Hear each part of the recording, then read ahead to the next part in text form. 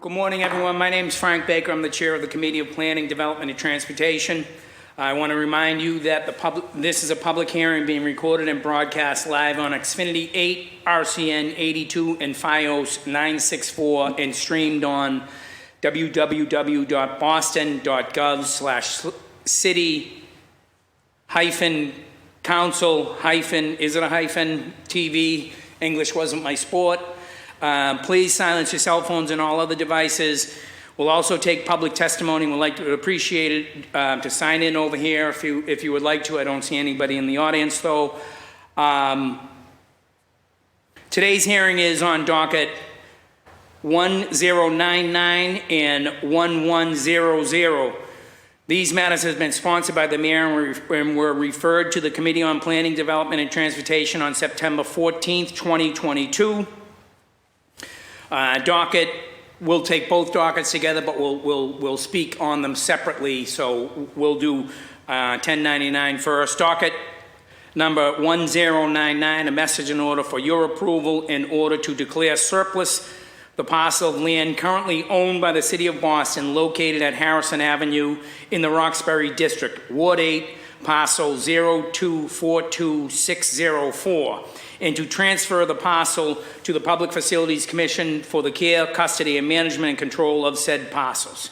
And docket number 1100, a message in order for your approval in order to declare surplus two parcels of land currently owned by the City of Boston located at Washington Street in the Roxbury District, Ward 8, parcel 02426020, and Ward 8, parcel 0246010, respectively, and to transfer the parcels to the Public Facilities Commission for the care and custody, management, and control of said parcels.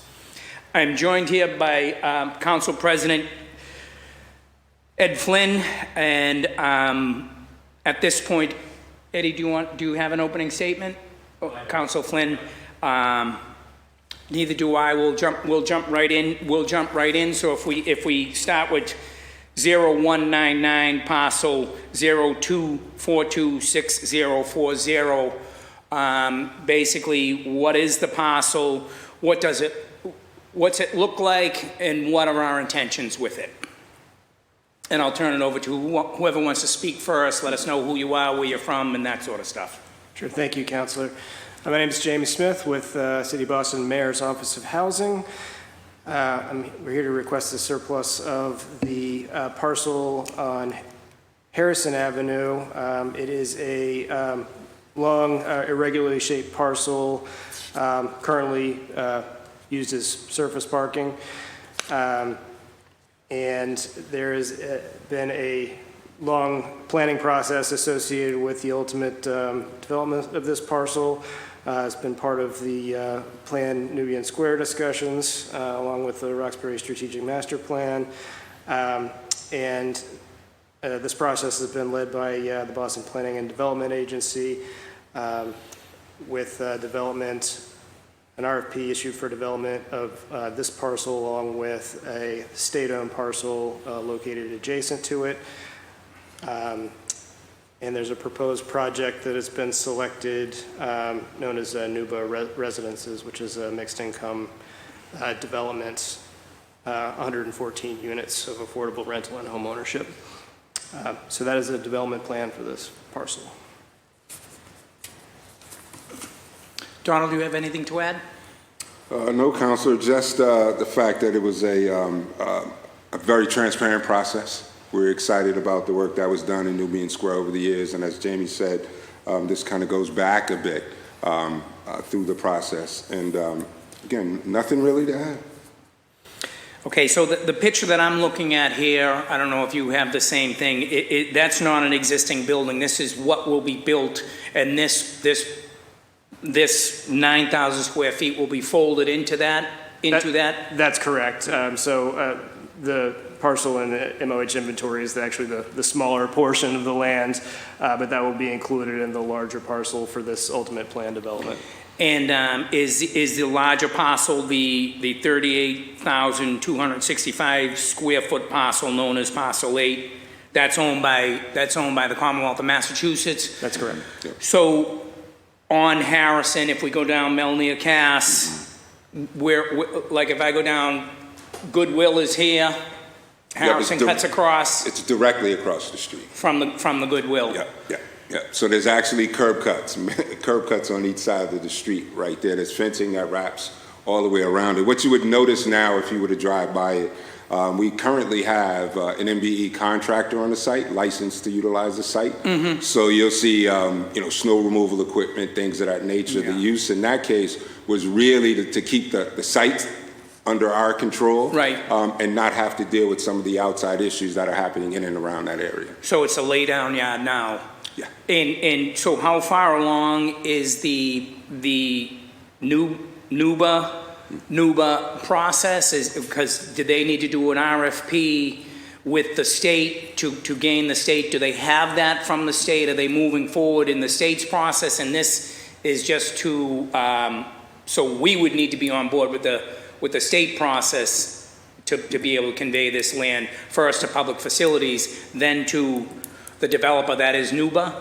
Right, so I believe the BPDA has an agreement with the state, and so BPDA led the RFP process for both parcels. Okay, and it sits now with, which department does it sit with? Public Works or BRA? Is it BRA land? It's BPDA. The smaller parcel or the larger? The smaller parcel. Oh, Because a larger parcel we established is a state parcel? The smaller parcel's with the Mayor's Office of Housing. It was originally a Public Works lot. So how did it get to the mayor's office isn't that what we're doing here today? This is a surplus request. There was a public facilities. But the mayor's office of housing doesn't own land, so it shouldn't be sitting with you now. I should say, there was a transfer vote for the lot from public facilities to the Mayor's Office of Housing. This is the follow-up request. So where is this being, this is the first time I've heard something like this, because it's public facilities that owns our land, that transfers our land. We skipped over public facilities and went to the mayor's office of housing? You can speak to the process there. Right. Well, So from what I've been involved in, a lot of this land is public works land when you have those funky looking parcels. They need to go from public works to public facilities, then public facilities is the one that transfers. And I think in this here, we're looking to transfer to public facilities. Transfer the parcel to Public Facilities Commission for the care, custody, and management of control of said parcels. So why is the Mayor's Office of Housing here acting as a broker? So, Are they acting as a broker, or where is the land sit? so the Public Facilities Commission accepts custody. Mayor's Office of Housing manages the land. Manages the land, but, so we're transferring from where to where now with this vote that we're looking to take on Wednesday? The land sits with it's up to us. whom? Who does the land sit with now? Public Works. Mayor's Office of Housing. How did that happen? So there was a public facilities transfer request from Public Works a number of years ago. And Hold this- on a second, I need to read something. Sorry to.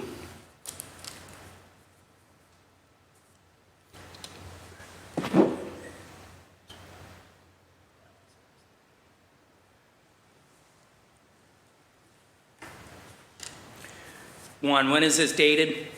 When did this happen? That is the legislation that was submitted for the approval of the council. So that is what is being requested up to now. So is this the first parcel that the Mayor's Office of Housing is in control of? Or is this the way we're doing it now? So the Mayor's Office. And I'm not trying to be, I'm just trying to, because I've never seen a parcel go from Public Works to Mayor's Office of Housing. We've already transferred it to Public Facilities, you're saying, and Public Facilities through an order declared the Mayor's Office of Housing in control of this? So what are we taking a vote on here today? Wednesday, what are we looking to do? Because it seems a little different from what I'm used to. For the city council to declare it surplus, which is the process when a parcel comes from another municipal agency. Mayor's Office of Housing has custody of a number of parcels, many of which are through tax foreclosure, but some of them are also surplus land. from Mayor's other Office of agencies. Housing being the former DND. Correct. Right, and we have the ability to sell or convey those parcels where other agencies don't. Okay, the department that is now the Mayor's Office of Housing used to be Department of Neighborhood Development. Yeah. That's right. Okay.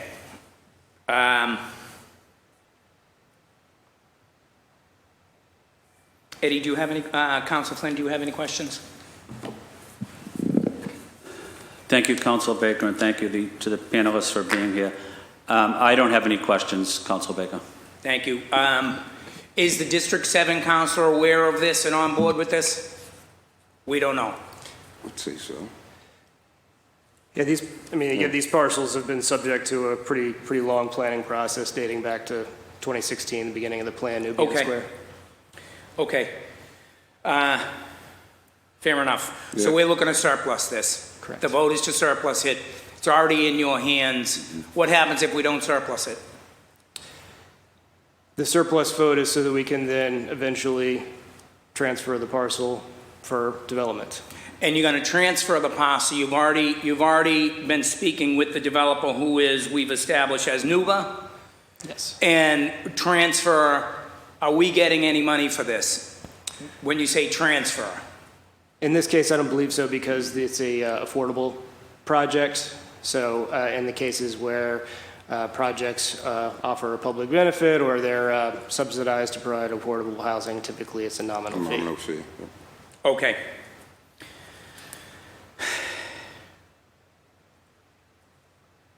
Okay, let's move on to docket number 1100 now. If you can just tell us what the parcel is and same sort of thing. Absolutely, thank you. So this is two parcels of land, both located on Washington Streets. These parcels are home to what is known as the Owen Factory. It's a historic building. And this has also been subject to the same lengthy planning process. This is right next door to the parcel we just discussed, with the eye towards preserving this historic resource long-term. Again, this went through a competitive RFP process, and a developer was ultimately selected to rehab the building, preserve it, and provide cultural space within the building, as well as some green space. There's also, by agreement with the state who controlled one of the two parcels, a preservation restriction that will permanently protect the building and the parcels. What's exciting about this project, councilors, as we all know, coming into Washington, the Nubian Square, this allows for this corner parcel that's currently fenced off to really open this area up as a gateway into the neighborhood. I think this is an outstanding use. There was a lot of work between multiple state, city agencies to work this out, and it's taken a pretty substantial time. But I think the thought was to continue to hold on to the historical context, work out all the details, and identify a respondent that was supported by community to develop the site. I think it's going to be a win-win for both of us. You have tropical on one side. It's just really opening up So this the is down commercial district. next to Tropical. Yeah. Okay, the non-factory, what was it originally? From what I recall, it was originally, I think it was used for multiple industrial purposes, but at one point in time, it was used to manufacture some of the parts for the old elevated railway and so forth. So it was different uses. Yeah, there were. And this is a little off topic, but we don't necessarily know what the non-NAW, what the non was, NAWN, its Right. original use? Yeah, not sure. Yeah, I can find that out. Yeah, Okay, not that easily. big of a I don't deal. have all that at my fingertips right now. And the parcel showing, there's two parcels here, one for 3,781 square feet, the other one for 7,060 square Right. feet. One's a rectangle and one's sort of a triangle. Are they Are they in addition to the building that's going to be preserved, the non-factory? So it's actually like when looking at the plan, you'll see the triangular shape goes through some aspect of the building, and then the other is just literally right outside the front door prior to the state site. So is the building part of it going to be just the factory, and then this will be open space, or what are Yeah, so these spaces going to be? Right, so the actual building is going to go through some renovation as well. Yeah. And then adding these 2 additional parcels onto the overall site, and that's what you see in the rendering next to it. So are the parcels, Donald, are the parcels going to have structure on them, or Yeah. are they going to be used for, additions to the original factory? So if you see the rendering, the factory as it stands now is the about right. half of what the original building was. Okay, In the- right side, what I'm looking at, right side would be the factory, looks like it's brick, Correct. Yeah. and then addition to the Would be left. the left, yes. Yeah, and That would be the square parcel, and then the triangle will just be out front, not, with no building on it. And the addition actually will be within the same footprint of the building as it originally stands. Half of the building was taken down years ago due to, I guess, some structural concerns. So the idea is to replace that second part of the building. So, Council, if you're currently on the site and you look at it, you'll actually see what resembles like a slab. Yeah. Like my contractor has stuff on it or in and around that area, but you can see where there was an existing structure at some Yeah, point there. yeah. Okay, it all seems pretty straightforward, and again, this is just to surplus. This vote is to surplus. I would like to get the opinion of the District 7 counselor before I vote. I'll do that on my own, because she did file something last week for a moratorium Yes. on affordable housing, so this might be a sticky point for her. I don't know if you guys have reached out to the District 7 City Council. It might be worth a call today. Give it a touch and say, hey, where are you on this? Are you open to the vote? I'll do that on my own as a chair of this committee. Councilor Flynn, do you have anything additional? Thank you, Councilor Baker. Again, I want to say thank you to the panel. Just want to say thank you to you, Councilor Baker, for that recommendation to reach out to the District 7 City Councilor. I know it's helpful, it's appreciated, and it's respectful to our colleagues. So I just want to say thank you, Councilor Baker. Thank you, Councilor Flynn.